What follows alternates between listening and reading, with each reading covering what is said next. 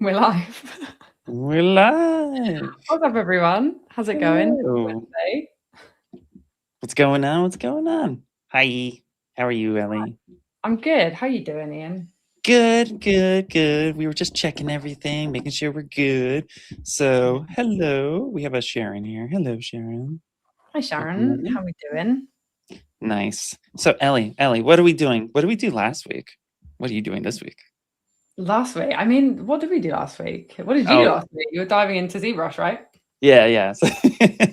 Yeah, last week you all let me speak for about a good hour and a half about ZBrushy stuff. So we started this project where we made these gummy candies because we were hungry one day when we came up with this project, and we thought, it'd be really, really cool is if we absolutely showed a workflow where we modeled things in ZBrush, especially since with ZBrush sculpting, a lot of times there's the assumption that ZBrush sculpts but doesn't do hard surface. And so we definitely wanted to showcase some pretty simple beginner techniques on how to get into ZBrush sculpting and hard surface works, but then also move it into cinema, which is what we're going to be doing today.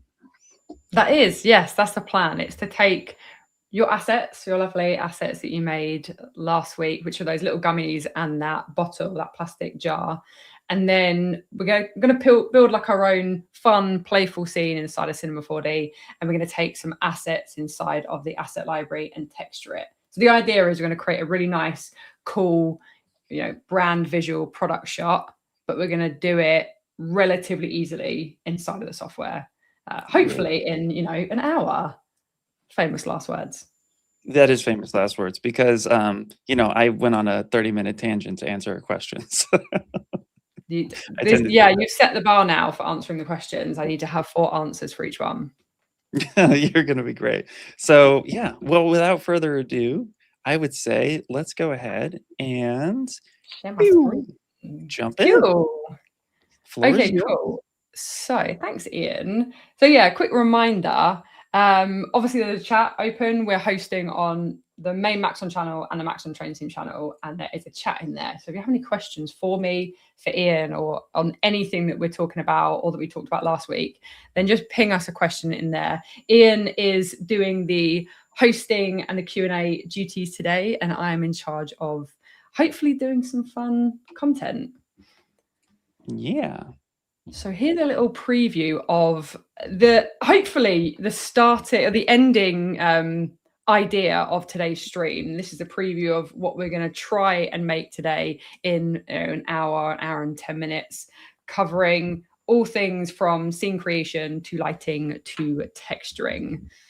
So let's start from scratch because that's what we want to do here. So we have if I just pull this out, we have our gummy. And we have our jar here. And what we're going to do is we're going to create that fun little playful scene, and we're going to do it using Cinema 4D's MoGraph tools. So this is really great if you are new to Cinema 4D. Let's say you're proficient at modeling in ZBrush or proficient at modeling in Cinema 4D, but you want to learn to create these more interesting product and brand visuals, then this is going to be a fun little technique for you. If you are familiar with Cinema 4D, hopefully we can still show you some tricks that you might not know, especially inside of Redshift. So what we're going to do first of all is we're actually going to build our setup inside of MoGraph. And what we're actually going to do, we're going to take all of the bottle options. I'm just going to Option G to group them. And we're going to call this our plastic bottle, keep things nice and organized. And I'm just going to hide that. Because what we're going to focus on is creating that sort of explosion of gummies. And like I said, it is very, very easy to do. So if we grab a cloner, this is going to allow me to clone multiple of these gummies everywhere in my scene. And the way this works is we just have to put my gummy inside my cloner. So now we can see, if we click my cloner, we have a grid distribution of 3 by 1 by 3. So you can see we now have 9 of these gummies. But what we want to do, we want to have a lot more of them, right? I'll be honest, I don't really remember what I ended up with last time, but let's just sort of add maybe a few more in here. So we've added a lot more of these. And what I will do, because if I look at the density of these, we can see there's a relatively high resolution, right? So if you're looking at cloning the same object, right? And if we're not necessarily worrying about animation or dynamics and it's a high resolution object, we just want to set this to multi-instance mode. And now it doesn't really matter how many we use, it's going to be nice and fast in my scene. So let me just set this to endpoint. This is going to be the maximum size that my entire group of clones makes up. At the moment, it's 1200 by 800 by 1200, but I want to pull this in and have less space in between each clone. So let's just maybe go, I don't know, 600 by 500. We can change all this stuff later on, right? So we're not stuck to any of this. We can just come in and we can see we have this grid, right? So we have a 7 by 5 by 7 grid, and the entire distance is 600, 500 by 600, right? But it doesn't really look very interesting, does it? You know, it's a little bit too uniform. Everything's the same orientation. Everything's the same size. We'll probably keep everything the same size, but what if we wanted to vary the size? Well, with the cloner, what we have access to are things called effectors, and they basically do what they say. They allow us to affect the geometry of our MoGraph clones. And if we want to randomly, you know, distribute this based on position, rotation, and scale, we can do so with one single effector. So the important thing here, make sure your cloner is selected. Otherwise, your effector isn't going to affect the cloner. And then inside of here, these are all of our different MoGraph effectors. And then we have something called random. What random is going to do is it's going to randomize the clones based on these settings that we set up. So if I click my random and I click my parameter, you can see we have some transform options: position, scale, rotation. So the position's already doing what we want it to do, right? It's randomly distributed them on the position. We're going to add some rotation as well, because at the moment they're all facing the same direction. So let's just make sure they're randomly rotating on every single axis up to 360 degrees. So what this means, what the random effect is doing, it's taking all of these clones and it's randomly moving their position on the X, Y, and Z and the rotation on the HP and B up to 50 centimeters or up to 360 degrees. I have a question. You can now see. Oh, yeah. It's more me asking, because I like these streams. I like watching you work, and I never get to ask you questions. So when you type into 360, like, could you go greater than 360 or less than 360? Like, Yes. Is 360 the ideal number, or is there a good reason why you're choosing 360? I picked 360 because I know that is a full rotation, right? So obviously 0 to 360 degrees is one full rotation. So by putting 360 degrees in, I get the full extent of that random rotation up to one full rotation. Nice. So if I only did sort of, let's say 5 degrees on each axis, you can see we don't really get much randomness, right?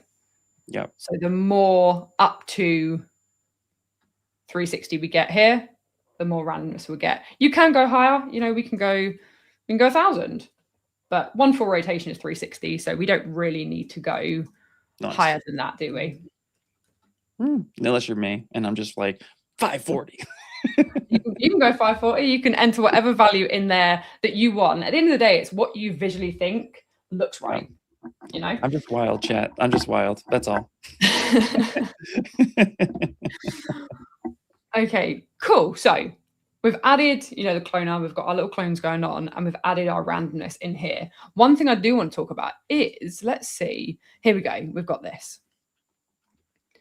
What you might have. Oh, that tricked me. I thought it was intersecting. What you might have. Let me see if I can force some intersections here. This is like an idea for the chat. Can you see an intersection? Because I want to show you what we can do if we have intersections. Oh, this is fun, isn't it? Do you know what? This is when you don't want them, you get them. When you do want them, let's maybe go. Let's see if we want to see if we can get some intersections here. I want to kind of like force this. I can probably do it by adjusting the cloner. Right, we're going to move this back later on, but here we go. Here, I found it. Yay. Swimming through the gummies. Right, here we go. So if when you're using a random effector, you may come across intersections of your object. And that's because nothing is physical and nothing is dynamic. So they're not going to be able to see collisions, right? But we don't really want to have to make things dynamic because it's going to slow a lot of stuff down. That's good if we're animating, but in our case, we're not. We're looking at still imagery, or we're going to animate in a more simple way.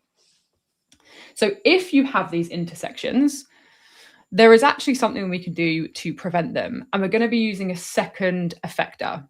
So you can use multiple effectors on the same scene, right? So again, cloner selected, very important, so it connects. And you can see it connects by clicking the cloner, going to effectors, and seeing my random effector there. If it doesn't connect, so let's actually click off. I'm going to show you what we're going to do. We're going to use a push apart effector. And we're going to push apart based on a radius distance. And at the moment, nothing happens. And that's because in my effectors, I didn't have my cloner selected, but nice and easily, we could just add that in there, right? Just add it in. So then if I set the radius to 0, we can see we have our intersections here.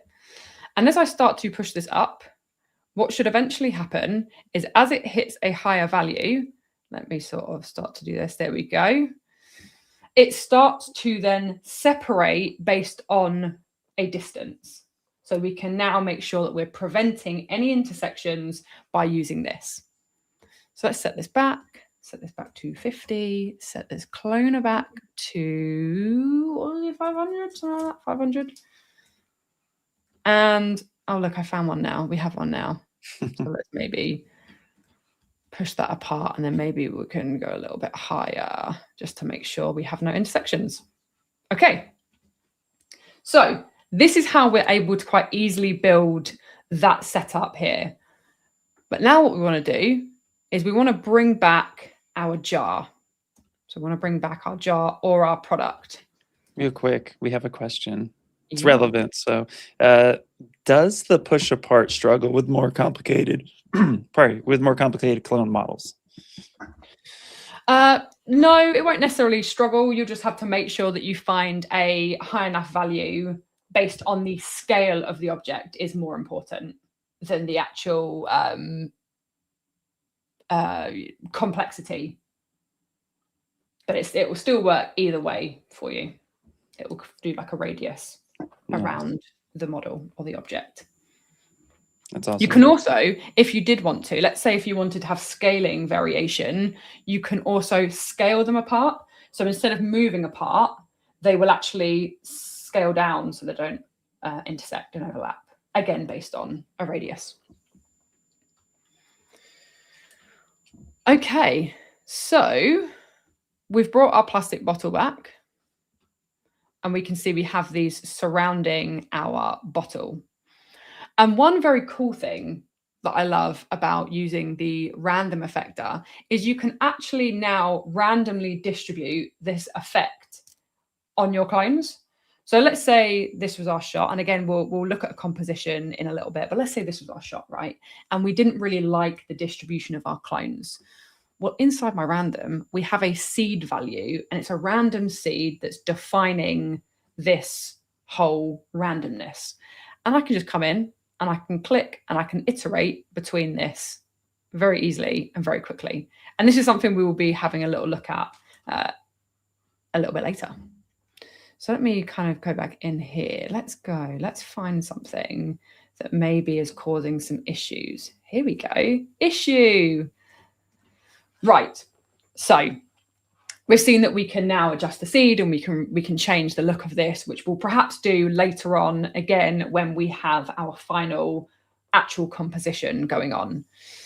But if we have this, so this is going to be my theme of the day, is solving problems, but we're having to cause the problems first. So this is a little gummy is inside my jar, right? Because we've just thrown the product in the middle. So if I have loads of clones or objects in here, and then I bring in my model, chances are we're probably going to get some funny intersections, right?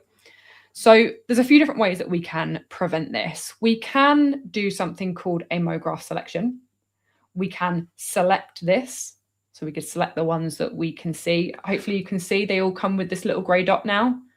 And if I highlight that grey dot, I'll just do some of them just so you can see. If I highlight that grey dot, we then get a MoGraph selection here. And what we're able to do is we can actually scale these down. And if you scale something down by a value of 1, i.e. itself, it will disappear. So if I grab a plane effector, it's going to sync to my MoGraph selection because it's very clever.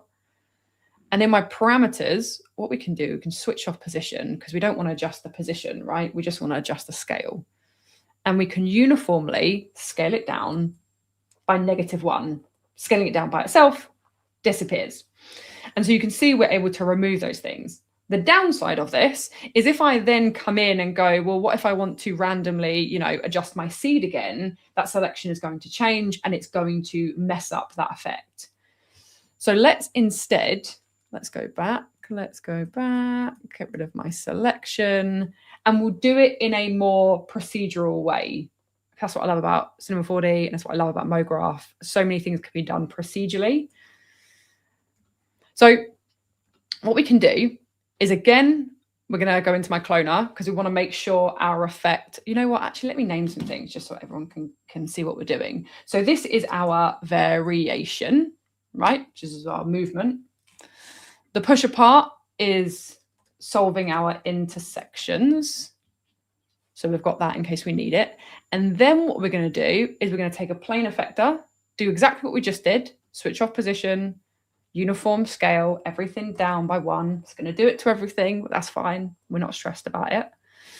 And this is our product intersections, right? So these are the gummies that are going to be overlapping with my product in the middle. And what we need to do is we need to define the area that this effect is taking place. Because at the moment, it's having an effect on everything, right? So we've gone see your gummies. We can't see any of them. But what we want to do is we just want to say see ya to the area where my product is. So what we'll do in my plane effector, we're going to come to fields. And I'm going to use a field. So in here, we have a field object. And a lot of these are just based on shape. So you can see they're represented by shape. Some are a little bit more advanced, like formula, shader, etc. But what we're going to do is we're going to take a cylinder field, because the cylinder is the rough shape of my product. It doesn't need to be perfect, just as long as your product is encompassed by this field, then we're pretty safe. So I'll take my field here and I'm just going to, you can see we have this outside wireframe that is a bright orange, and hopefully you can see we have an inside wireframe that is a dark orange. This is the fall off. What we want to do is we just want to pull that fall off out, because we don't want to have a gradual fall off, because what this will mean is anything in between those two wireframes could potentially still show. We want it to be a case of everything inside this wireframe, so everything inside this field is going to be scaled down. Everything outside is going to remain its normal size, right? So it's going to be visible versus invisible. It's pretty much what we're doing. And I can just shrink this down. I can make this a little bit smaller. All of this can be done inside the field itself, right? We can do height. We can do this little radius here. And so we can see that it's actually now removing those. So if I could do that, switch it off and on. So you can do that with this little checkbox here. Switch it on, switch it off. It's now hiding that. Now that means as I come in and I do any of my random variations here, it's always going to be hiding or scaling down those options, therefore being nice and procedural. And even better, there's a little tip for you. This is why I overrun on streams, I've just realized. We can take this cylinder field, which we know is our product. I'm just going to do that so I don't have to type intersections for the third time. If we make this a child of my plastic bottle group, so remember that's what we grouped all the pieces of my bottle in. We're also going to throw that field in there, because now if I wanted to do some, fun animation with this plastic bottle, we're never going to get any intersections. So hopefully you can see if I come a bit closer, you can see we're always going to be perfectly fine with that and never have any issues in the middle. And that's purely because we just made it a child of that group. Then when we move that group, the cylinder is going to move with it and the intersections are going to be solved with it. Awesome. Well, I got a couple questions for you. Yes.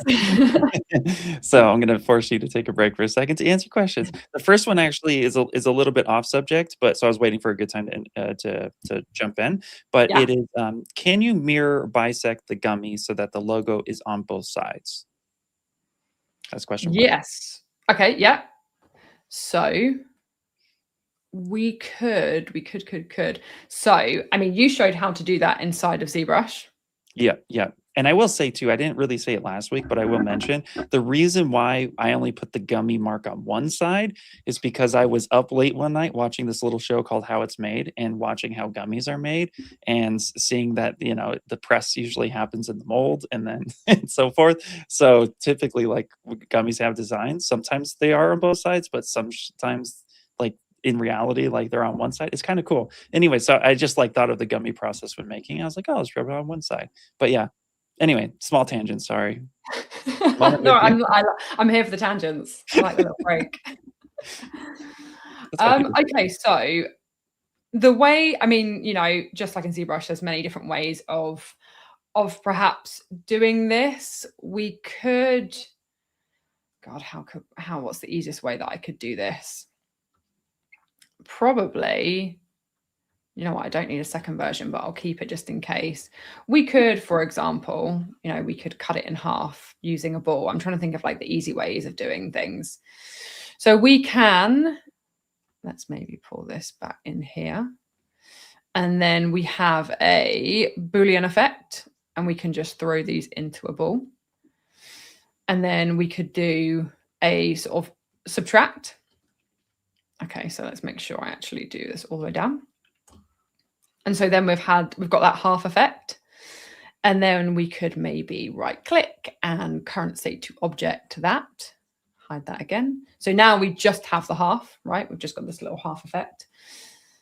And then what we can do is another little effect. We could do symmetry, but what we want to do is we want to have symmetry on what's that? The Z axis. And then we can make sure we move this a little bit in.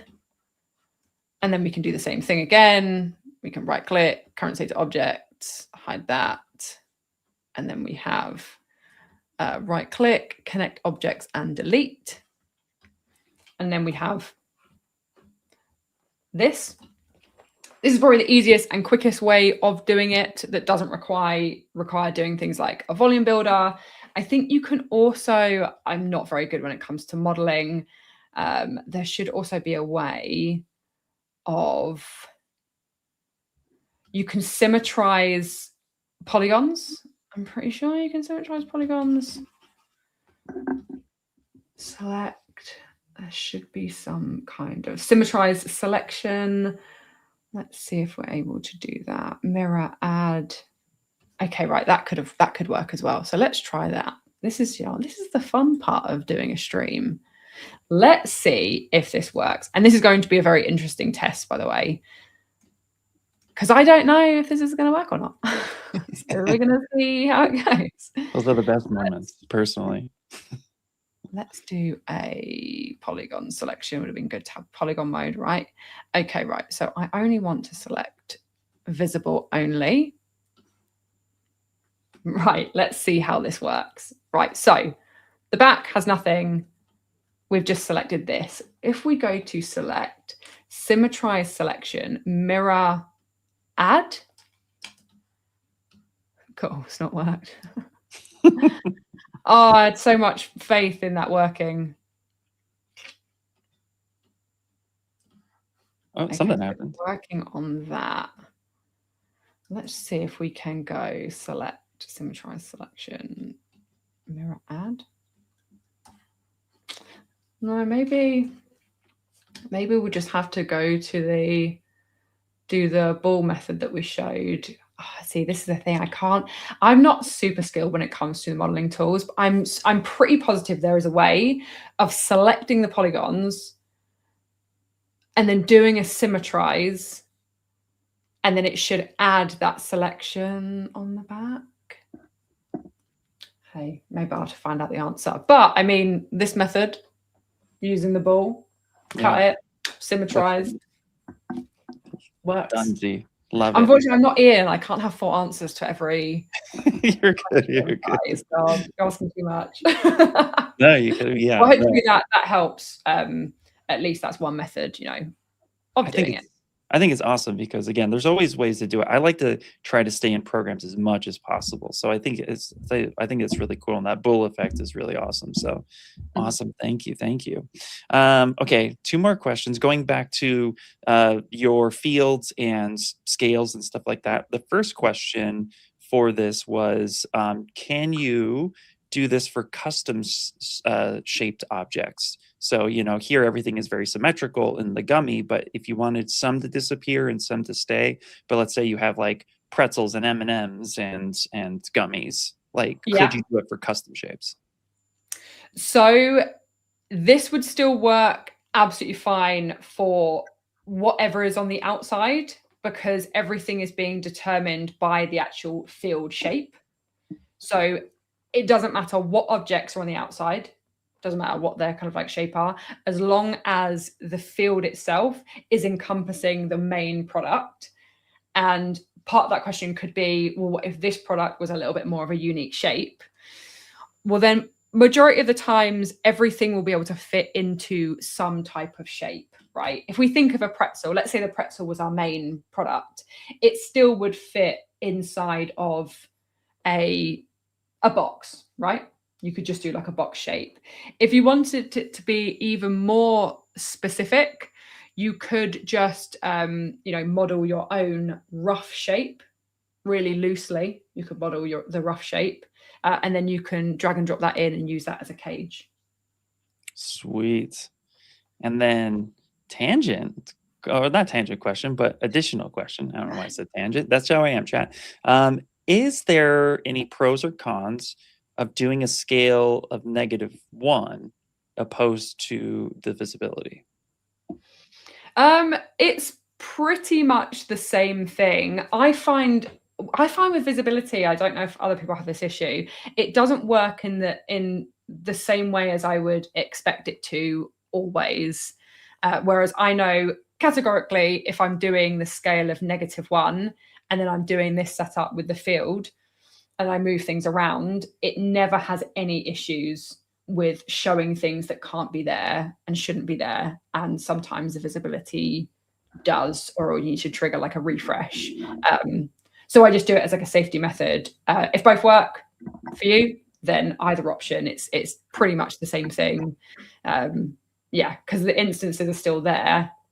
They're just either turned invisible or they're scaled down. We have another question before you continue. This one's cool. So, well, they're all cool. All the questions are awesome. This is a big one though. What is the workflow if you do poly painting in ZBrush and go Z it over without UVs? What settings do I need to change to show the vertex, paint, poly paint, and how materials are set up for that part? Do you want to take that, or do you want me to take it? I can definitely take it. I'm not sharing my screen, but one of the things we can do, I can actually load up ZBrush real quick and give a small example, if that's okay with you. I don't want to take over too crazy. But essentially, while ZBrush is loading for me, essentially it's more of an automatic process, which is pretty cool. So ZBrush itself, for example, let me get everything turned on. But ZBrush itself, the Go Z settings within Cinema are already kind of predetermined to pick up any type of poly paint or the vertex color as such. So for you, all you need to do is when you send it over immediately, you may not see it in the viewport necessarily, but there's going to be a poly paint vertex tag associated to your model.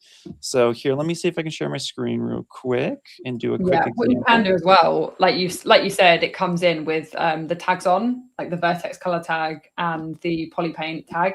And if you double click them in Cinema 4D, they then show in the viewport. So you just double click the tag. Yeah, so here real quick, if I take my little puppy and I'm just going to divide a couple times just to show the color, delete lower. And then let's just grab a paint brush real quick. And then I'm just going to go to color, and I'm going to fill object. So now that object is going to be white.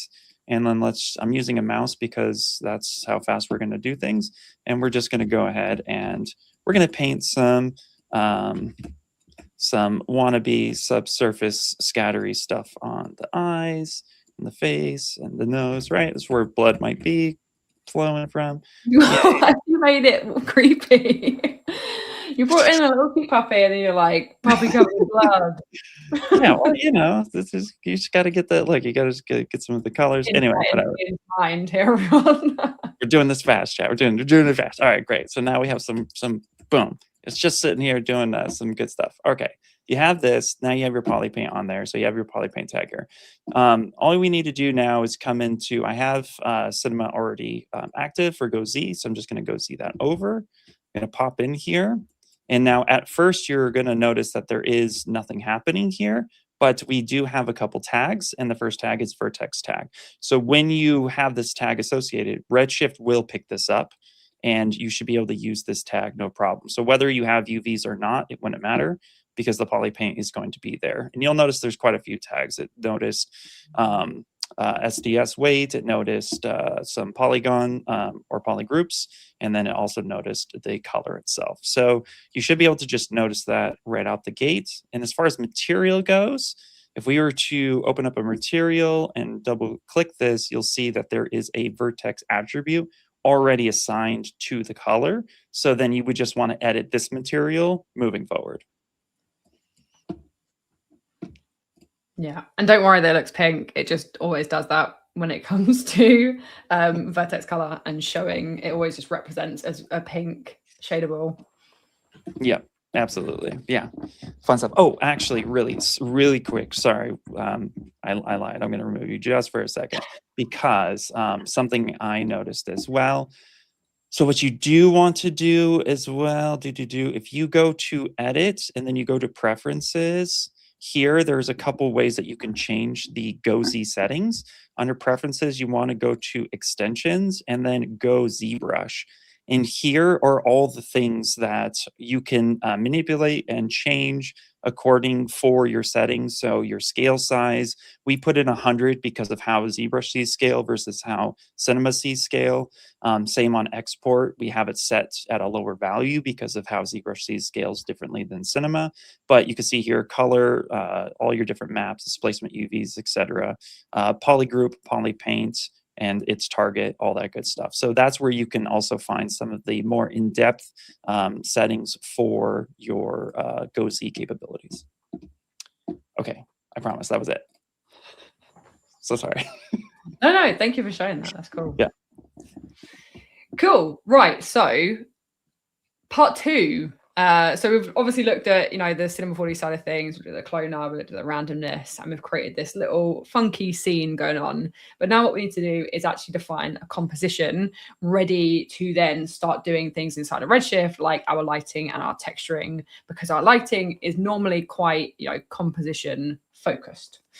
So what we're going to do is we're going to define what are kind of like our composition settings. So what do we want our final render to be? Do we want it to be, 1920 by 1080? Do we want it to be stuff for Instagram, socials, all that kind of stuff? We can define in our render settings. And just for the sakes of, fun, let's do a Instagram post. So 1080 by 1440 is now our resolution. And you'll see that now our viewport here has now snapped, and we have this little darker area and this lighter area. Everything within the lighter area is going to be rendered, which you'll see when we work with our render view. And so from here, what we might want to do is add in a camera. So our little camera icon here, we've added in a Redshift camera, which we can then move around and adjust all of these great camera settings. In order to move around this camera quite easily and be able to see what our composition is going to see and what our final render is going to be, is we just click this icon here. You can see it goes white. And now as I move around, I'm actually moving around my camera. Whereas if I come out here and I move away, you can see we can move separate to my camera if we want to. Okay, so we won't dive too much into camera settings. We'll just look at the kind of things that we can do to create a cool looking shot. And the first thing we might want to do is define our focal length. You know, we can have a wide angle lens, which can create some fun distortion effects, you know, where it looks like things are slightly distorted, especially things closer to the camera versus further away. Perhaps not what we'd want for an actual product shot, but if you're creating some, you know, cool effects, then definitely having a wider focal length is going to allow you to create some of that cool stuff as well.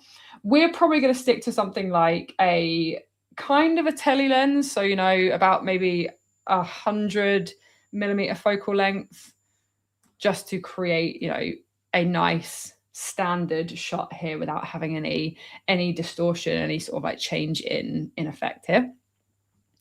Then maybe we can do, you know, a little bit of like rotation, and we can find a cool little shot here through the gummies. Remember, we can change this random seed. We can adjust it if we want to. And a little tip for you, something that I find handy, because I'm not the best when it comes to, you know, doing compositions. Under the display tab, I love showing this whenever I do training or a stream. I always show this. We have composition overlays. So if, like me, you're not most familiar with you know, the grids or the golden spiral or what that necessarily means, you can actually add these in here. So I can just select these, I can do triangles, I can do the grid, and then all of a sudden we get this nice little visual overlay, which helps us a little bit more with, you know, looking at our composition and what might kind of look good for our final shot. So let's just switch those off. So you can switch those on and off if you want to, and they're only going to show in your camera. So if I come out, they're only going to show in my camera. It's just something I like to do. So let's pull out of that. So if we've got our composition done, you know, we added our camera, we've defined our composition settings, and we looked at our focal length. The next step is really to dive into Redshift. And so what we're going to do is I'm just going to go to the Redshift menu, and I'm going to open up my Redshift Render View. This is going to give me a progressive preview of what my final render is going to be. And this is, for people who aren't familiar with Cinema 4D and Redshift, this is quite a big difference to, you know, perhaps the likes of ZBrush. It's a separate window to give me an idea of what my render is going to look like. Because as we start to build things up, you'll notice how different the viewport looks to that final render.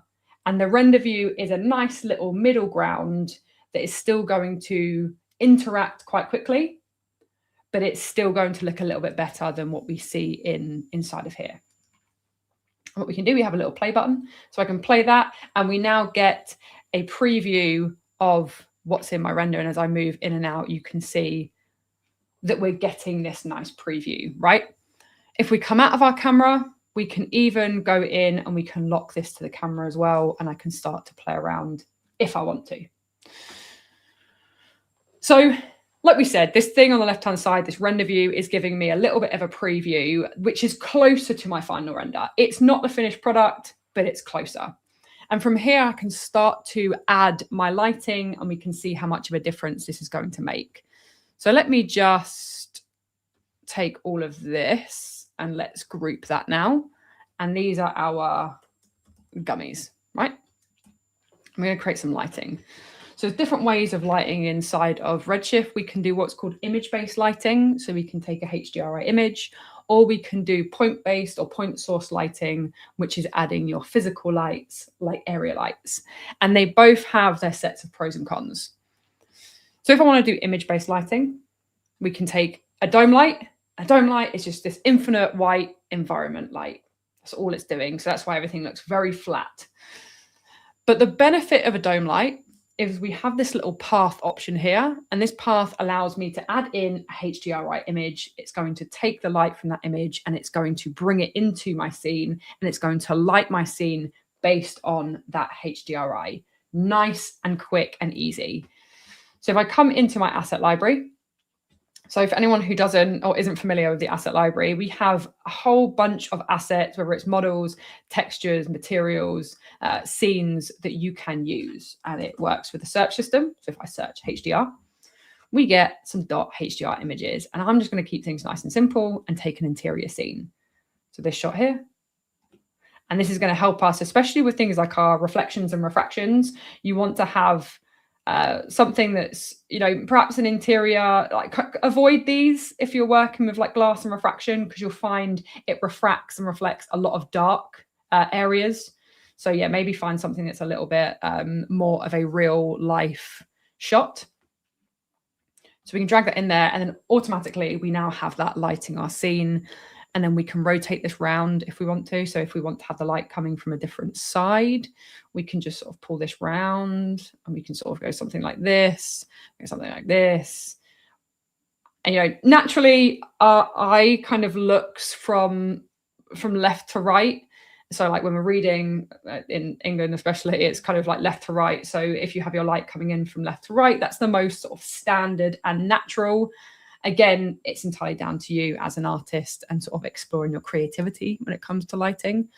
But if we have something like this, we can see we've gone from that to that in the space of a single light and a HDR. This is why we like dome lights, and it's why we like HDRIs, because it's nice and it's simple. One quick thing on this: if you don't want to see this background, which I'm pretty sure we're all in agreement, we don't want to see this background because it looks ugly, all you have to do is in your dome light, go to your details tab, so this little tab here, and then we have some contributions, and we don't want it to be having any contributions to the camera. We don't want the camera rays to be seeing this, so we can just switch that down to 0, and then we get a nice plain background. Okay, so image-based lighting, great, nice and easy, but the downside to it is we don't have a lot of control. So all we have here is the dome light. And what we can do in the dome light is we can adjust intensity and exposure, the intensity and exposure of the light. If we want it to be brighter or we want it to be darker, we can do that. Exposure is a multiplier for the intensity. And then we have, you know, our rotation and our color controls. We don't have a lot of specific lighting control. And so this is where we can then use point source lighting. And we can use physical lights to then create more of a product or a photo studio setup. And so again, what we'll do, we'll think about this more of like a more standard procedure. So for example, a 3-point light setup is as, you know, standard as it gets. So if I switch off my dome light, I can come in and I can have a look at some different physical lights. And for me, the best one is the area light, because you can turn the area light into the rest of these if you want to. So we'll grab an area light, and we can see we have this wireframe now in our scene. And what I like to do is I like to point my lights to my object. And it's very easy to do. We can just click this teeny tiny little drop down that most people, emojis that most people see and they ignore. And we can do something called add a target tag and add a null, right? So we've done that in here. So we've added this target tag, which is now connected to this null. So as I move this null, my light is going to focus on it. But my little hack is I like to take the place tool. I place the null on my object, relatively central. And now if I come into my light and we start to move this around, we can see that it's going to follow along with this. So I'm getting a weird little lag now. This is annoying. Let's turn that off for now. What am I getting a lag for? Strange. Oh, that's going to be streaming. I know. Okay, we're back. Right. That's fine. Maybe I can just do Redshift low. You know, it's funny is I didn't even know about that little drop down, because I always do it manually. I'm always like right click, add a tag, bring the null, add it. Like, yeah, that's cool. It's a cool little tip, in there, and it's so tiny that it's easy to sort of miss, really. So I see why a lot of people don't always see it. So we added our area light, right? And now wherever we position it, it's always going to be focused on our object. It's my nice little lazy way of positioning lights. And then we have our intensity of our light, so we can sort of adjust that. It's also based on the size. So bear that in mind. The sort of like size of your light will result in more or less light in your scene. And maybe we'll go a little bit higher. One thing I do want to talk about really quickly when it comes to this light is if this is our key light, so we'll call this our key light, the direction or the position of your light is really important. And so if I put it straight flat to the camera, so you can see the camera's here. If I put it flat onto the camera, we can see we get this really flat looking image. If I move it to the side, so let's say roughly 45 degrees, we're then able to add a little bit of depth, especially if we then combine it with our dome light. And then if we move it to the back, we can create a little bit more of a dramatic looking shot. So once you sort of start to play around with lighting and start to, look at these rules, you'll be able to start to become a little bit more creative when it comes to looking at lighting. What we'll do, we'll keep things, nice and standard, like we said. Maybe we'll position it a little bit like this. So we've got this key light here. Maybe we can pull it around, and I'm just duplicating these, and then we create a fill light. And the fill light is really good to just highlight some of these areas here. So because I've got the same intensity and the same size light, we now effectively are creating flat lighting again, right? So what we could do is we could maybe pull this down, and we could perhaps pull this round slightly, just so we're bringing up some of these areas a little bit. Pull that round perhaps. And then finally, what we can do is the final aspect of our 3-point lighting is then to create a bit of a rim light. And if I switch these off, this is my little thing that I like to do. I like to go and switch off my light so I can really see what this light is actually doing. And we can see we want to create a bit of a rim light. Maybe we could just shrink that in a little bit, just so we create this nice little edge. Maybe we want to pull it around a little bit more. And one quick thing on this. If, for example, you are working with multiple lights in your scene, the more lights you have, the more issues you can come across, right? So sometimes having less lights that are more thoughtful and well thought out can make lighting easier.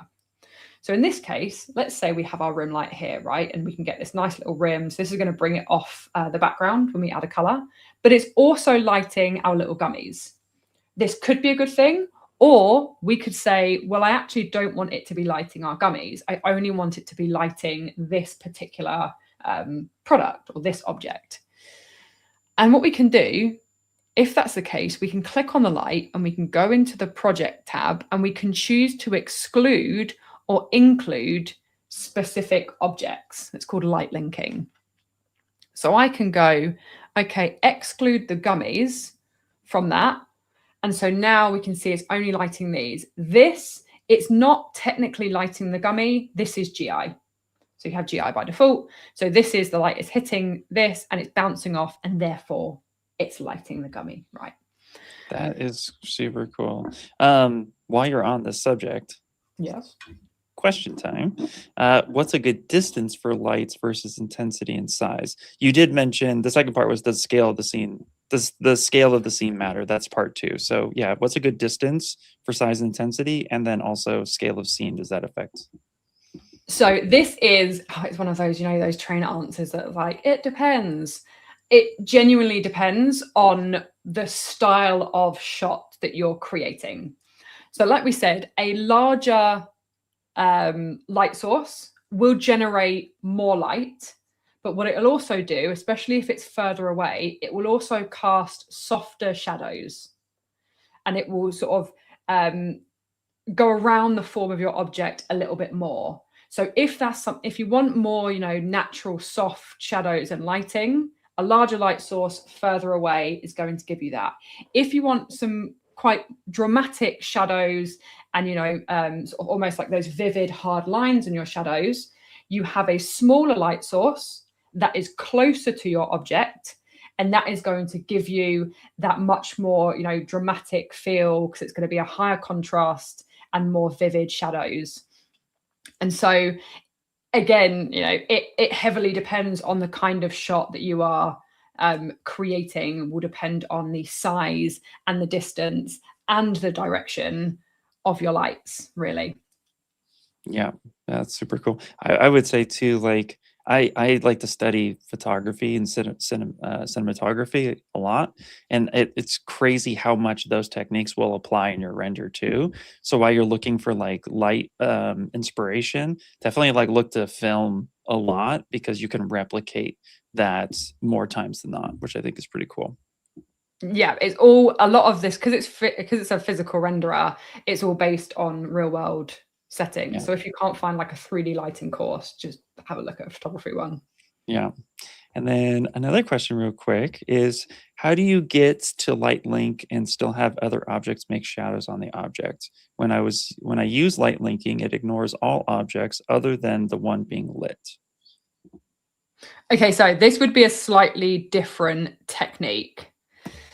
So, okay, right. So I don't know if I'll be able to necessarily show this, but I can explain it. So in this case, if I wanted, so you want to still have the objects make shadows on the object, but you don't want to have them lit. So in this case, what we could do is on the gummies themselves, I need to think about this. We should be able to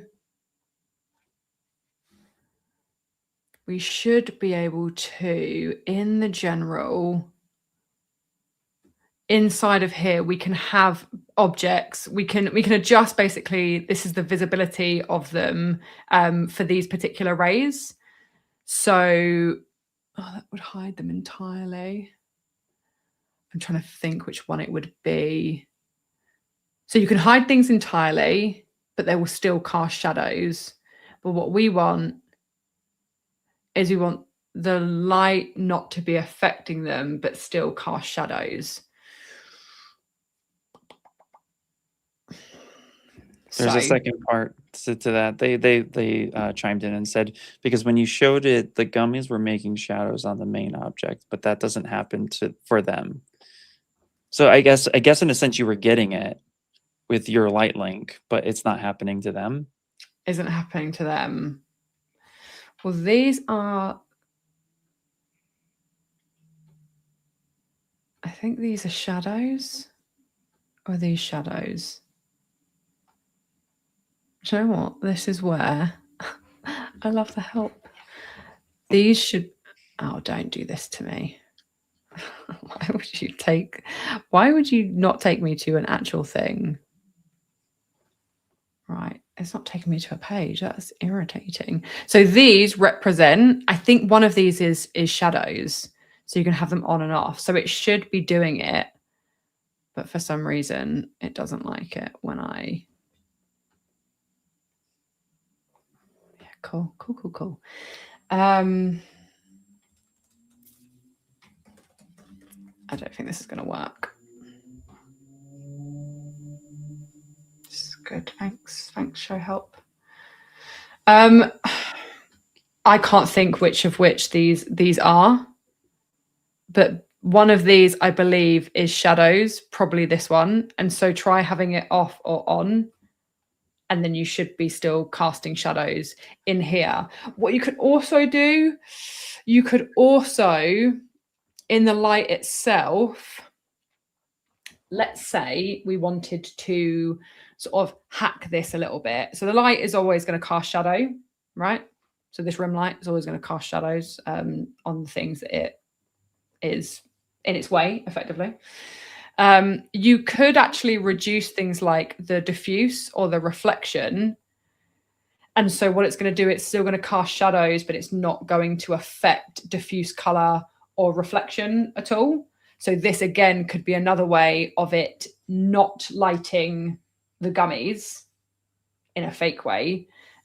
We could just pull down the diffuse. I've got no materials in, so it won't make a difference if I do it now. But then it would still be casting the shadows. But as far as I'm concerned, it's one of these two.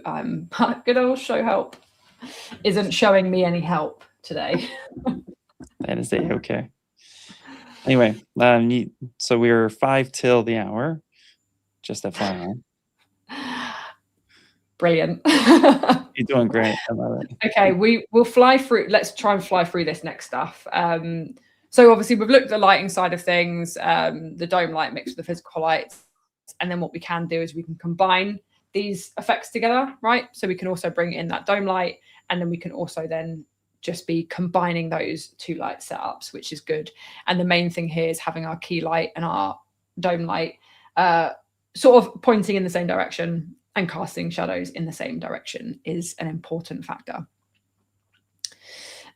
One final thing on this really quickly, if you're doing your lighting, at the moment we have no textures in our scene. And so what happens as we begin to add materials, if we have light materials, we're going to create more light bounce. Therefore, we're going to have a brighter scene. If we have darker materials, we're going to absorb light. Therefore, we have a darker scene. So when we start to add materials, we'll notice that our lights change, right? So what you can do is when you're lighting your scene, you can select this option here, and it's clay mode, and it adds a clay material to everything. And then we get our lighting that isn't influenced on anything that is light or dark. So if you're doing your light first, like I do, this is a handy tip. Okay, so let's quickly fast forward to some texturing, just so we can hopefully come up with a little bit of a nice looking result by the end of this stream. So the way that I actually textured this is, again, using a bunch of pre-made assets from the asset library. There are so many very cool options inside of here, but what they're really great at is being a starting point.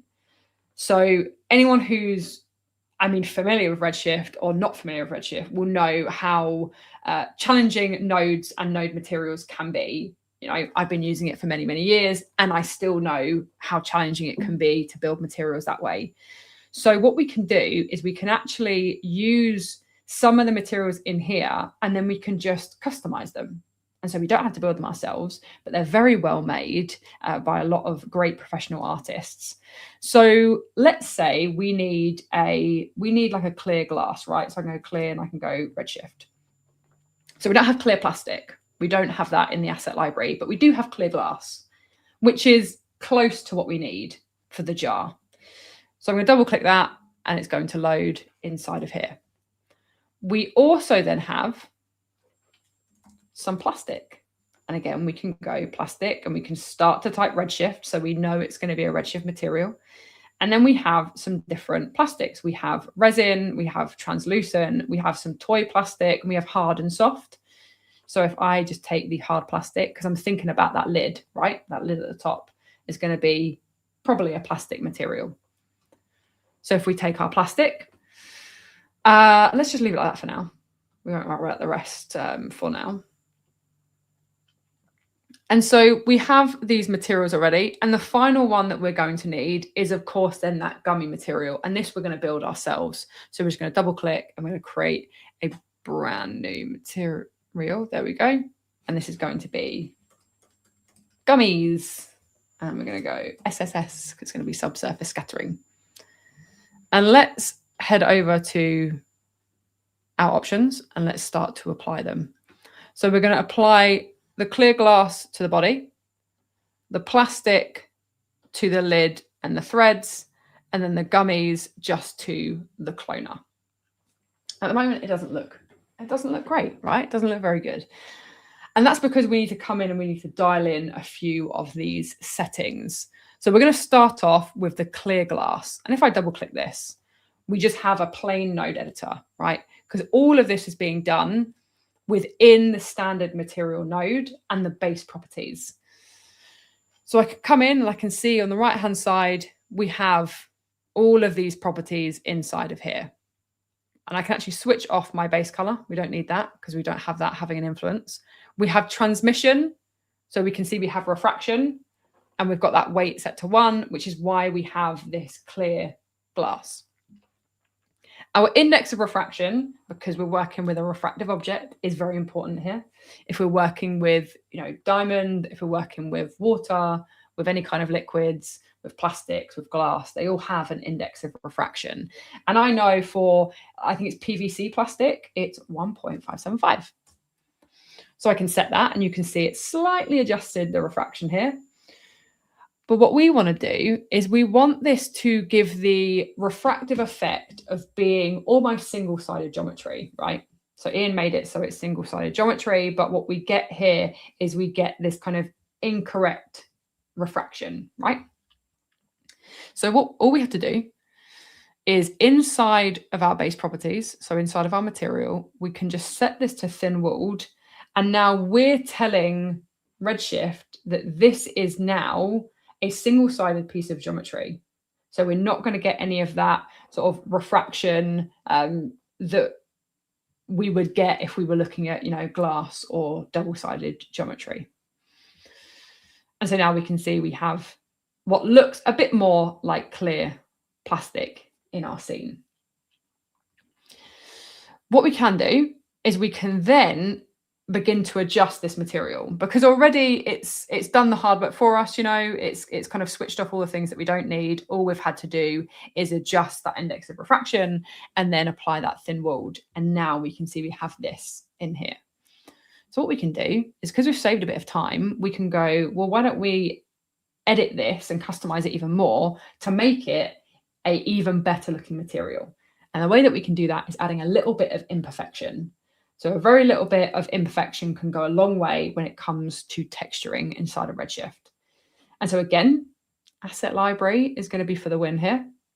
So we're going to come in and we're going to go, what was it called? Fingerprints in media. And you can see we have these smudges, right? We have these like fingerprint smudges. And we can just drag and drop that into our node editor. So drag and drop that in. And now we have our fingerprints in here. And what we can do is we can solo this, and it's going to give us a representation of how this texture is projecting on my object. And as we can see, it doesn't look right. Disclaimer, this isn't supposed to look like this, right? So this is because of the UVs in our object and the way that the texture is being mapped, right? But if you're like me, I'm not a big fan of UVing, nor have I got the time to UV, especially on a still image. So I'm going to do another little lazy hack for you. I'm going to take the UV context projection node, and this was new. This came in December.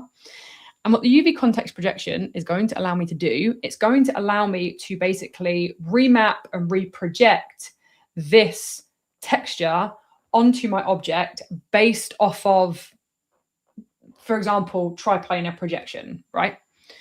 So the way this works is we need to connect it to my texture. And we can see if I click my texture, we get the options on the right-hand side. And down the very bottom, we get UV context projection. If you command on a Mac or control on a PC, click this little button here, it adds the input for us. So now I can connect this in, and I can click my UV context projection node, and I can have a look at my UV source. So pass through means it's going to look at the UVs on the object, and it's going to project the texture based on the UVs of the object that it's on. In our case, we can see it's not really good, is it? So in my projection, instead, we're going to override it to a triplanar projection. And we can start to see how this is supposed to look.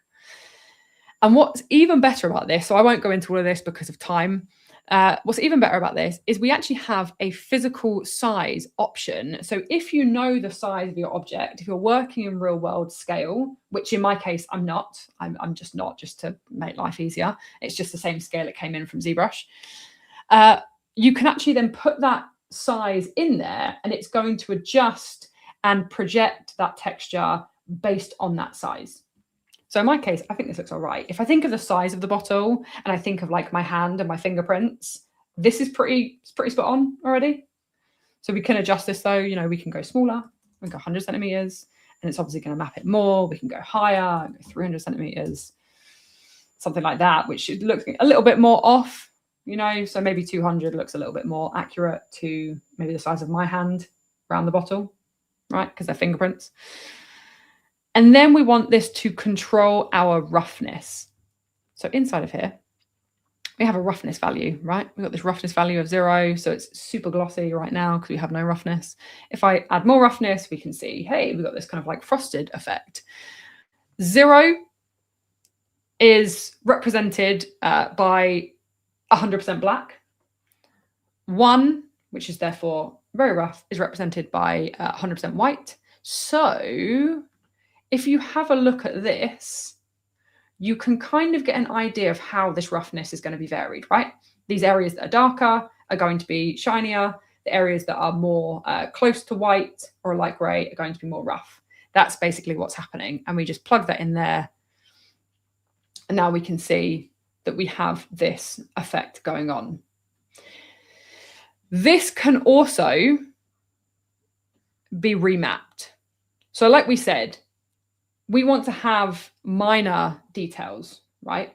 We want to have minor surface imperfections. If you create this as a product shot and this brand would go, hey, that bottle's looking really smudgy. Why have you done that? It looks so dirty. You might just go, okay, well, I won't have any fingerprints at all. I won't have any surface imperfections at all. But then we lose the realism. So a happy little medium is using a ramp node. And what the ramp is going to do is it's going to, if I solo the normal node and then the ramp node, it's just going to remap or recolor the colors based on more heavy black and heavy white. And so now we can see we're actually just getting some slight details happening inside of here. So we can continue to, tweak that model that material if you want to. And what I'll do at the end, because I'm worried about time, I don't want to kind of don't want to overrun too long. I'm not going to build every single material in the same way as I did before, but I'm going to show you the final materials, and they're very similar to what we're creating.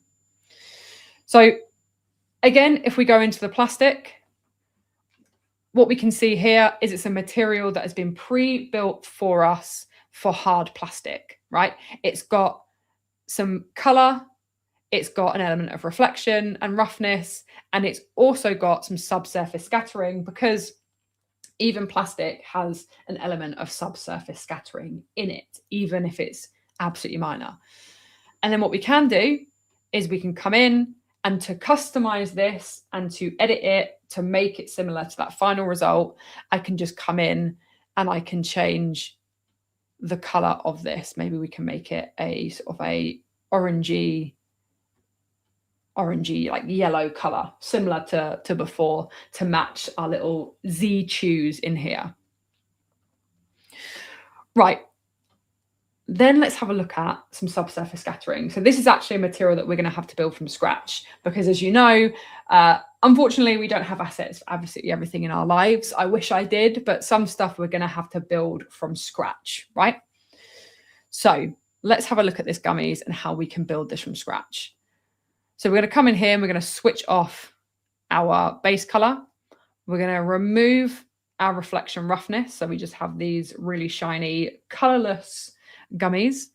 And we're going to come down to subsurface. I'm going to add subsurface. And the way that we add subsurface is we increase the weight value to anything above 0.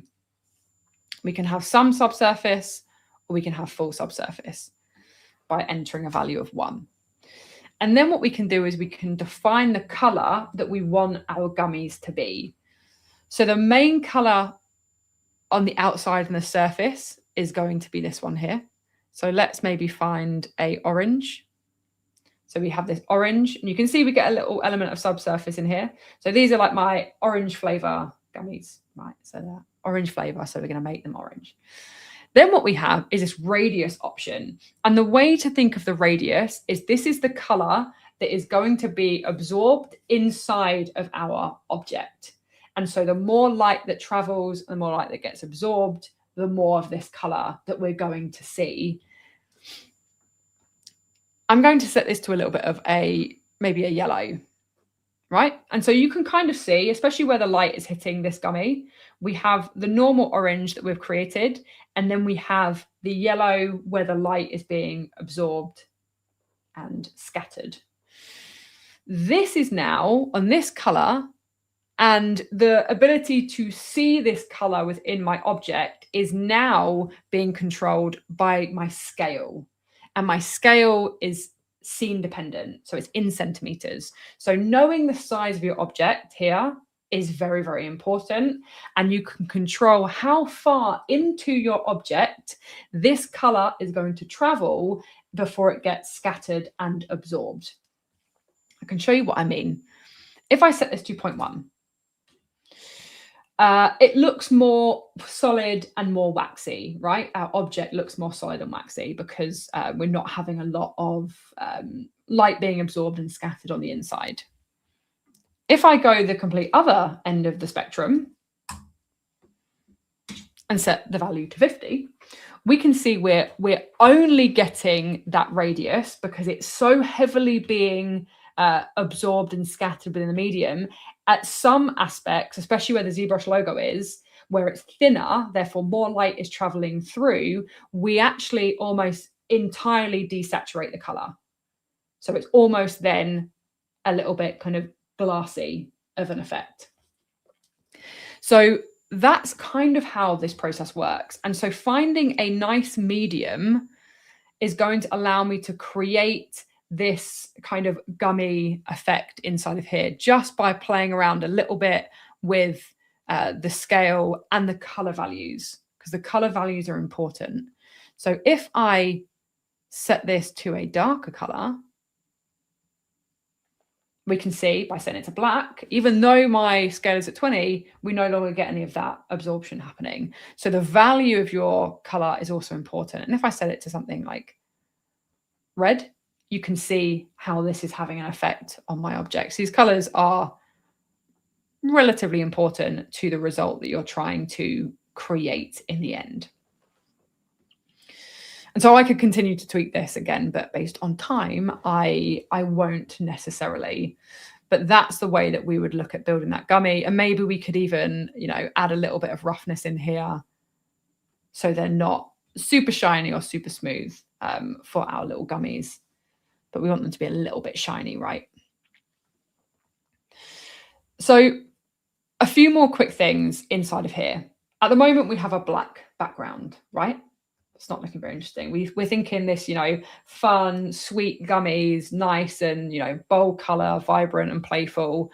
So let's add a background color, and we can do that inside of my Redshift camera. We can head into the background option and we can override our background.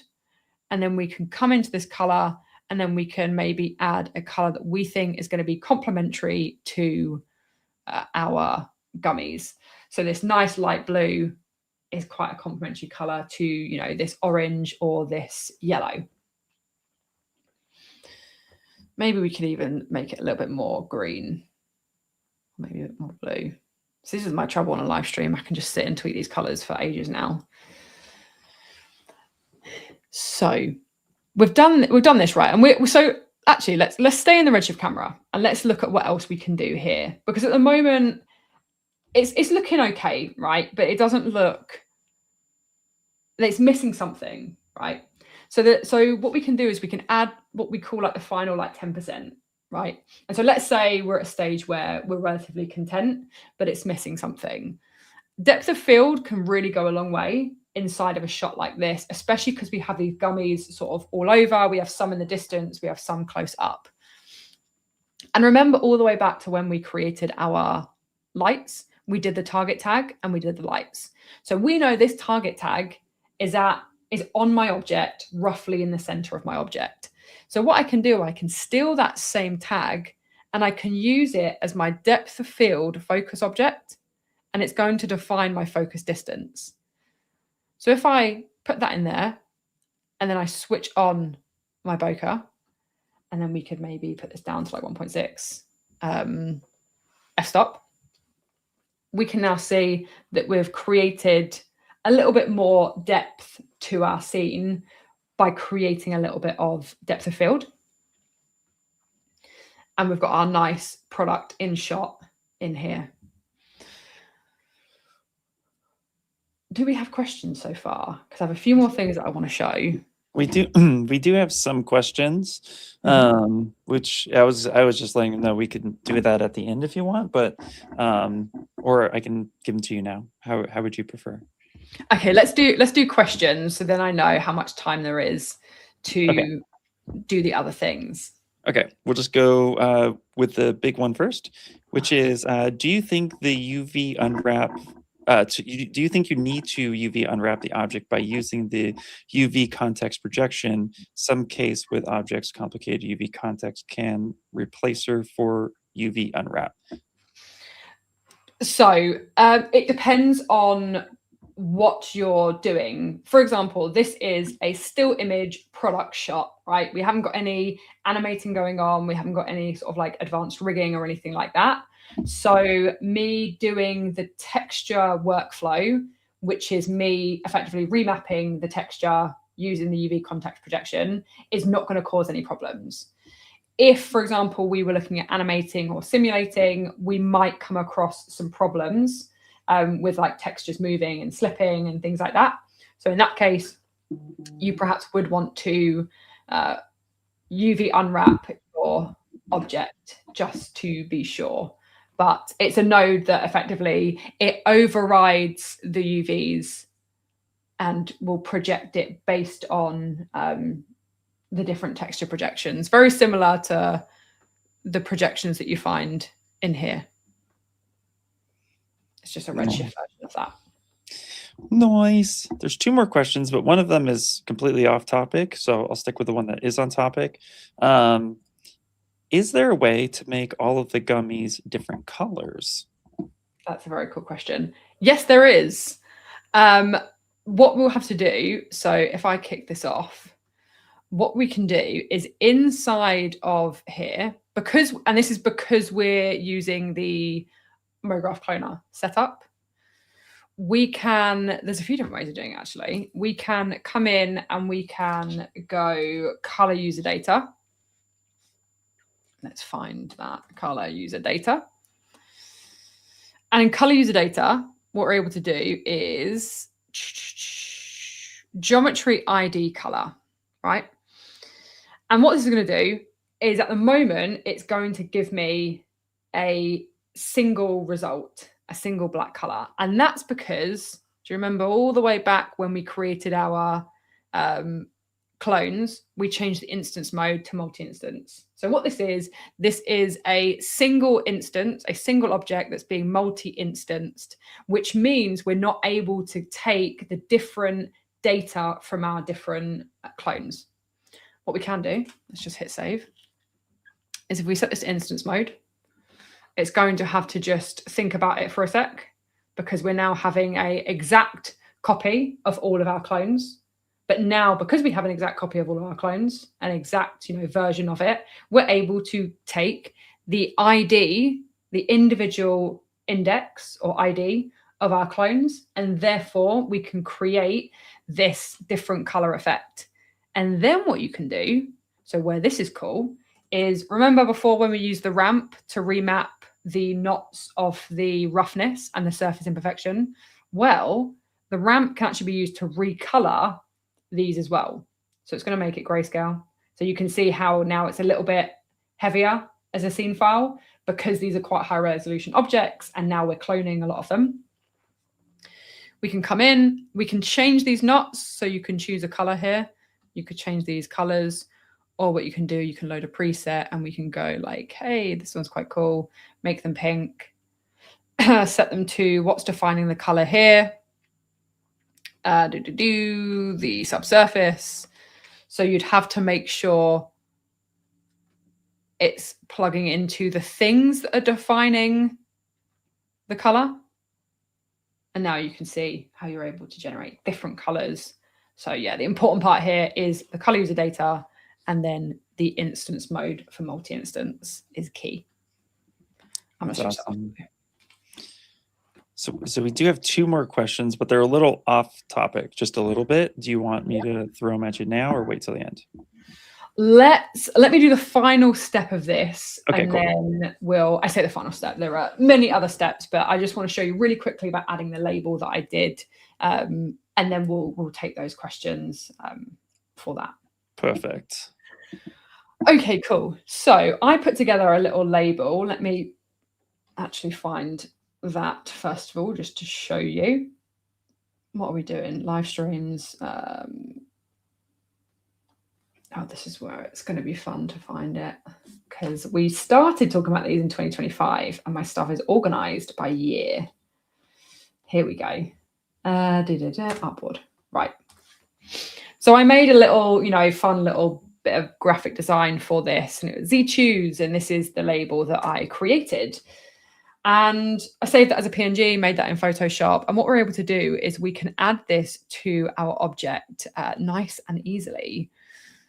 So let me come out of my camera and let's just go into here. And I'm actually going to do this with geometry. And the reason is because I want it to look like it's a label that's been stuck on to an object. I want it to have a slight little edge to it. And I want to apply a new material or a different material to it. So what we're going to do is we're going to take a plane and we're going to go, which one? Positive X. And let's just scale that down by holding T. Right. And we're going to just pull that to the front. And what we're going to do, we can easily wrap this around our object using a shrink wrap deformer. And so what we're going to do, we're going to go shrink wrap, and we're going to put that on our plane, and our shrink wrap, we want our target object. So the thing we want it to wrap around is going to be the body. You can see how it snaps to it. So it's snapped to that body. And then I can just kick this off. What you might be able to see is it actually looks like it's on the inside, right? It looks like it's got on the inside, so we can see almost that glass, that plasticky looking material. So what we want to do, we want to push this out a little bit. And there's a little trick to do this. The trick is group it into a null, name it. That's not an important thing, but it is if you're working in a studio. Name it. Then we can push it out using a plane effector. And you're probably thinking, but Ellie, we use the plane effector with the cloner and stuff like that. Well, effectors can be used as deformers as well. So I'm going to put that under the label itself because I want it to see everything as a whole, right? I don't want to just affect the plane. I want it to affect the shrink wrapped plane. So in order to do that, it's a child of the label. Set this to object. And you can see how that's snapped up, right? It's just gone up. And that's because my position on the Y is affected. But if I zero that out, I know, well, I say I know, I'm pretty sure it's the X axis. Okay, cool. So as I start to adjust this, you can see we're able to add a little bit of a value here to push it out, right? And now it's giving an idea of it being a label and it's on the outside. And then perhaps we can just increase these subdivisions a little bit to make this wrap around a little bit smoother. So this is an important step. If we want it to be a nice, smooth, flat label, we can do that.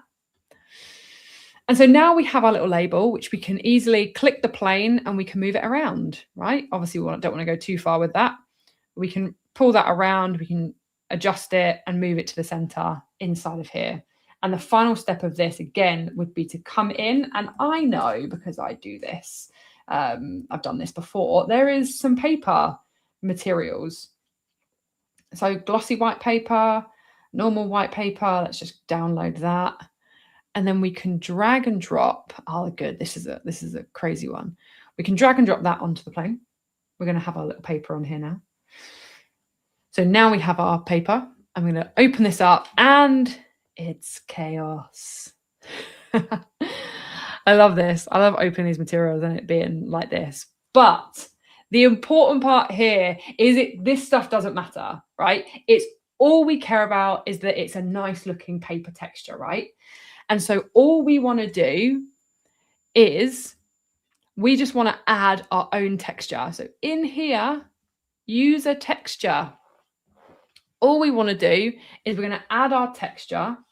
So I'm going to add my texture into here and I'm going to say no. And then, of course, it's the wrong way around, but that's absolutely fine. It's added that into here. And all I need to do is I just need to rotate my plane. And then we have our nice little label on here. And so when you open these materials, right, if you're using them as like a pre-made material, we don't have to worry about all of this stuff. If we like the material as it is, but all we want to do is change the color or change the size of it, we can do so by, if we want to add a texture, we can add it in here. If we don't want to add a texture, this final option here, the thing that looks like it controls all, does. You can do a triplanar projection, you can adjust the size, and you can adjust the color, or you can apply your own texture. So if you see this and you go, look for this, because that's all you need to do to adjust the material, really. Sweet. Yeah, that material is crazy. Yeah. That's fun. That is fun. Okay, real quick, a question came up about this. Instead of adding segments to the plane, can you just add a redshift tag with subdivision so that it only happens during rendering?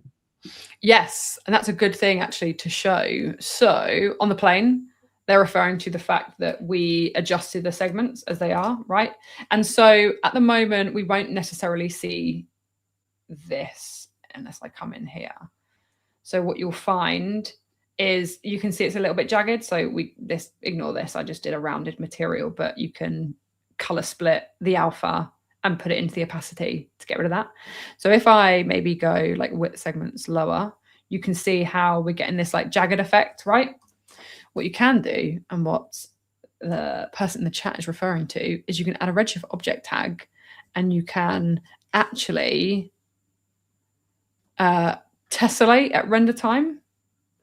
And so what it's going to do is it applies like a subdivision surface to the object, and we get this nice smoothing. It even rendered that corner for us, so it's done the job for us. If you don't want it to smooth it, you can just turn that off. But yeah, you'd be able to do that as well. If not, you can just do the Redshift object tag, and it's going to then subdivide or tessellate your object then at render time. Beautiful. That's awesome. Well, this is really cool. No, this came out so okay. And I always love just watching you work on it too, because it always gives me ideas when I go into Redshift and Cinema. It's super awesome. Yeah, no, it's been fun. Like, I know, I mean, if we look at the original as well, we got pretty close, you know, in a space of time. Sort of the only like extra bits really are some stuff inside of lighting, and then some post effects, which, I mean, I'm sure I'll be covering on streams and socials at some point as well. But you know, we got pretty close. We got pretty close. Okay, so couple of questions. You kind of actually answered this one, but I'll ask it anyway, just to like maybe you have a different way or something. But it was, can you please explain how to add a PNG logo to the object with already existing texture? Yes, let's do this in a separate scene just to very quickly show you this. So let's say you have a material that has like a pre-existing texture. I'm going to do it with a noise, but this is going to represent the texture, right? So this is, here we go. This is said texture, right? And what you're talking about is you want to also add your texture, right? So obviously we know if we just do this, we're replacing it, right? Don't worry about the orientation. Example purposes only. So how do we find a way of combining these two things together so you're able to actually create both or use both in here? Well, this allows me to show you my favorite node inside of Redshift, which is Baby Photoshop, aka the color layer. And so the reason I say Baby Photoshop is you can actually layer up base layer and 7 layers of texture, color, noise, etc. Just not materials. We're talking texture, right? We're talking color input here. You can layer up all of these together based on blending modes. So if you're familiar with Photoshop, which I know a lot of us are, or After Effects or anything, we can combine based on blending modes. We can also combine based on masks. So if a mask is like this, so let's actually show you. So if we go color, so layer 1 and layer 2, right? We're going to solo it so we can see it. And all that happens is the next layer is going to overtake the next layer like it does in Photoshop, right? We can mix these together just by doing the mask value, or we can actually combine them based on our different blending modes, right? So if we want to see the two of them, average I find works best because it gives a full mix. But this is a way you can combine those together. What you can also do is if I just take another max on noise, this is how you can create a mask. What size would this be? Smaller or bigger? Bigger. I'm trying to do everything. It's super fast. Contrast up. Right. This effectively would be a mask, right? You have grayscale or black and white masks. So what you could even do is go, hey, use that as the mask, please. And then it's going to mix those together based on a mask. But in your case, if you just want to mix them together, just set it to average or to multiply, and then plug that into your base color. And then it becomes your mix of the two base colors. Yeah, that's cool. It's cool. Awesome. And then doesn't look like any additional questions. This one I translated from Portuguese, I believe, but it was how, and this was a way off there. How could I make an effervescent baking soda foam? So they're curious on.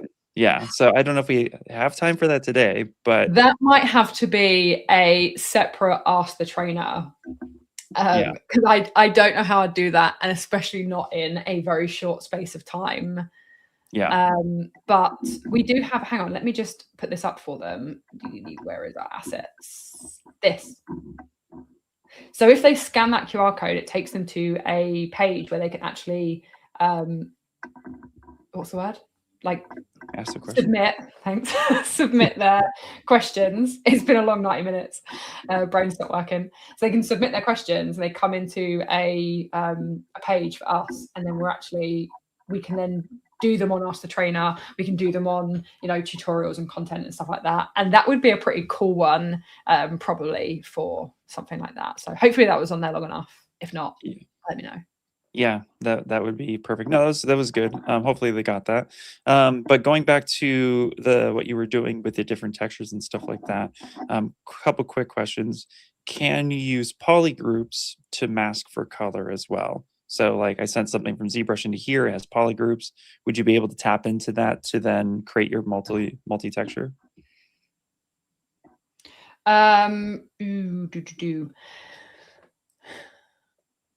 Yeah, so that comes in as vertex color, doesn't it? I think there's a polygroup tag that comes with it as well. You get a polygroup tag and then you get a vertex tag. So yeah, so I think so vertex color can be red. So in the same way that when you showed the polygroups, it created a vertex, it created a material with a vertex input. Basically, you would just plug that input into the mask. But the important thing to bear in mind is masks are grayscale because it's numerical, right? Because the mask value was in here. The mask value is 0 to 1. So what that means is if we're going to put color in here, we need to put grayscale color. So you might need to use the ramp to convert your vertex color, which is your polypaint color, into a black and white or a grayscale mask, or it won't work properly. Sweet. Cool. And then last question, and then we'll wrap it up. But with mask, with mask, we can only leave a logo with transparent background. So if you're asking if you can remove a background, you wouldn't need to use masks. Basically, this is a PNG and it has those curved edges, right? So if I wanted to have this as a logo, so put this on here, you can see we have that edge, right? So this has a PNG. This is a PNG with a transparent background. So if I just want the logo, we can take a color splitter node. We can input my logo, and I can split out the alpha, and the alpha goes into opacity. Maybe it's not. Is it not? Maybe it's not a PNG. Oh, maybe it's not got a transparent background. Okay, so this setup, if you have a logo with a transparent background, this is the setup that you need. Let me delete everything else to avoid confusion. So if it's a PNG with a transparent background, plug it into the color splitter, output the alpha into opacity, and in my case, I haven't removed the background. My bad. But it will effectively remove and hide this. So you don't necessarily have to create a mask and then do the color layer mode. But if you did want to, you do this setup and this plugs into the mask. Awesome. That's the way that would work. Sweet. And I lied. There's one more question, but I promise it's relevant. I promise. It's actually a wrap up. It's a great wrap up question. Yeah. And that is, from an advertising point of view, what kind of products work best for CGI and Cinema 4D? Like, we're talking about portfolio here. Would you prefer like perfume, lip gloss? What other products would you recommend for an industry portfolio? I would say any, really, like any of the kind of style of work that you want to be doing, do that first in your portfolio. So if you want to be doing like beauty, skincare, like lip gloss, lotions and creams, then do those first. If that's the work that you want to be creating and you want to be seen for, and you want brands to come to you for, create that style of work. If you create things like perfumes and stuff like that with a lot of, glass and refraction, it shows how good you really are, because anyone who's created those things and created those renders will know that those are challenging things to create. But yeah, I stand by what I said. Make the things that you want to be creating at the end of the day, because then bear in mind, I do like tutorial and training stuff. That's kind of my sole purpose. And my Instagram is really just educational content. I went through a phase where I did like some perfume stuff and I talked a lot about glass, and I had brands contact me and say, hey, we've seen you do perfume stuff and we've seen you do this. Can you make this for us? Purely based on the fact that I was doing educational content based around those things. So yeah, definitely make the stuff you want to make, throw it on a social media platform. Even if you're not, the best when it comes to like socials, just throw it on there. That's where brands are finding people now. And then yeah, throw it in your portfolio. But Ian, what are your thoughts on that? My thoughts on it? Yeah, I 100% agree. Definitely stick with what you are interested in, what you're passionate about. And that goes for anything, not just what we're doing here, but anything in life you want to pursue. Definitely start from the point of interest. So if you're into watches, if you're into cars, if you're into perfume, if you're into beauty, whatever it is you're interested in, start there. And then just take the time to everything's already been kind of done in life. So look at those types of imageries that you're really excited about, kind of study them and try to recreate them as best you can. And, and kind of pay attention to quote, the purpose of what you're quote selling. Anytime you're in advertisement, you're in selling. So if you're selling a thing, what's the most interesting thing about that? Which is like, actually, fun fact, if you're looking at a watch, usually the watch hands are set to, I think it's 10:2, because it frames the logo of the watch. And usually the second hand will be pointed down. So that way it gives you a really nice symmetrical feel to the object, but it also frames the logo and it pushes forward what you're selling, which is a watch and a watch company at the same time. So those are little aspects you want to pay attention to. I can say the key thing for advertising or selling anything is the details. So look at the little things, what tells the story. Like Elly's putting, fingerprints on a bottle, just ever so slightly to give it that touch of realism. That's important because those details is what separates your work from everybody else's. So go the extra mile, but definitely just lean into what you're interested in and have fun with it. At the end of the day, have fun. Like, go enjoy yourself, make some cool stuff, throw it out there, and have a good time. Yeah, definitely. If you're passionate about the things that you're creating, you'll find you probably spend more time on them. And then, like Ian was saying, you'll know those details anyway, because you're interested in that particular thing, or you'll find you have the products on you. Like if you have like skincare or lotions or perfumes, you can have them to hand, and that's way better than a reference image any day. Having the actual object, seeing how it moves, seeing how it feels, is going to allow you to really create the kind of most realistic and, you know, best looking product visuals, really. Yeah. Yep. It's fun. Have fun, guys. At the end of the day, have fun. That's the message. That's all we're doing. Exactly. Somehow we're still here. Awesome. Well, Elly, this was awesome. Thank you. You slayed. It was great. Learned a bunch of stuff myself. Hanging out with me, and thanks to everyone for all their great questions. Like it's so great to have. Like I love it. It makes the stream for me. Yeah, absolutely. And like we said, with that QR code that was thrown up, definitely if you have questions or you would like to see certain aspects, you know, like last week it was mentioned like jewelry, throw it there, put it up there. So then our team sees it and they're like, oh, okay, you guys gotta go now do this thing too. So it helps us stay connected with what you're interested in seeing so that these can be more fun and dynamic for you. Yeah. Agreed. Sweet. All right. That being said, Elly, team, chat, audience, thank you so much. It's been a pleasure. So much. It has been. See you all hopefully soon. Yeah, absolutely. Bye for now. Bye, bye, bye, bye,